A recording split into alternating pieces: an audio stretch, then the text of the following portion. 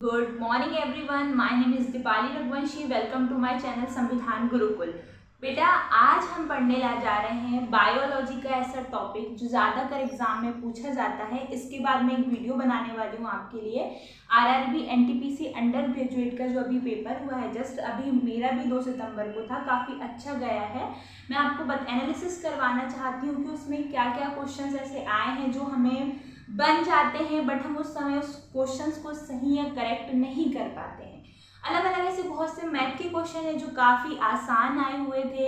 ऐसा लगता है कि मैथ काफ़ी टफ आता है, बट मैथ भी बहुत ज़्यादा सरल आया था। फिर हम रीजनिंग की बात करते हैं तो रीजनिंग भी काफ़ी आसान आई थी। मतलब ऐसा था कि 30 क्वेश्चंस में से 25 लगभग सारे क्वेश्चंस बन रहे थे। मतलब काफ़ी अच्छा एग्जाम गया है। ठीक है, मैं आपको कुछ जीके जीएस जो करंट अफेयर चल रही है उसके क्वेश्चंस मैं आपको बताऊंगी कि आपको कैसे पढ़ना चाहिए आगे के लिए। लेकिन आज हम स्टार्ट कर रहे हैं बेटा, सबसे पहले बायोलॉजी ऐसा जो पॉइंट है जिसे हम बोलते हैं शेल या कोशिका। उससे पहले आपको कुछ बायोलॉजी या अपने सब्जेक्ट के बारे में जानना बहुत ज़रूरी है। ठीक है, बायोलॉजी या जीव विज्ञान, ये विज्ञान की वह शाखा है जिसके अंतर्गत जीवधारियों का अध्ययन किया जाता है। जीवधारियों का कैसा बेटा?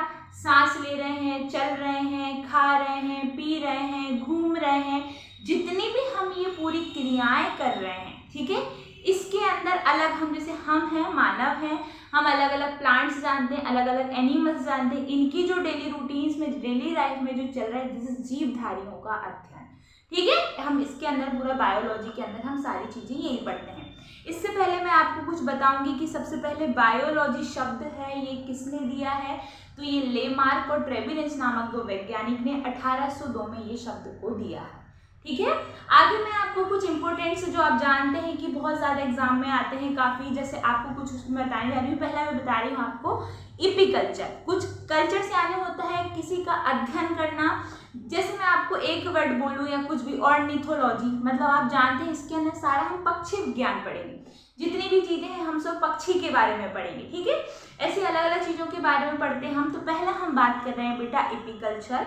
और इपिकल्चर का मतलब क्या होता है? ये होता है मधुमक्खियों का अध्ययन। ठीक है, मधुमक्खियों का अध्ययन को क्या बोलते हैं हम? इपिकल्चर।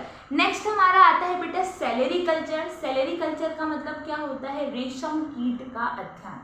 फिर आता है हमारा एंथोमोलॉजी। एंथोमोलॉजी का मतलब क्या होता है बेटा? पुष्पों का अध्ययन। पुष्पों का अध्ययन याद रखिएगा, मैंने अभी 3 चीज बता दी है आपको। पहला क्या बताया मैंने आपको?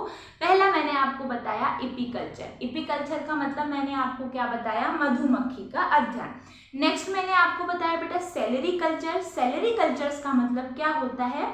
रेशम कीट का अध्ययन। ठीक है, नेक्स्ट हमने पढ़ा एंथोमोलॉजी। एंथोमोलॉजी का मतलब मैंने आपको क्या बताया बेटा? पुष्पों का अध्ययन।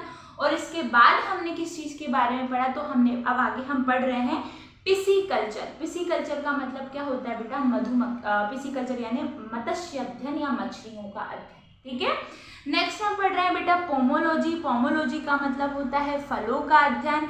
इसके बाद हम पढ़ रहे हैं एंटोमोलॉजी। एंटोमोलॉजी का मतलब होता है कीटों का अध्ययन। इसके बाद हम पढ़ेंगे माइकोलॉजी। माइकोलॉजी का मतलब होता है कवक का अध्ययन।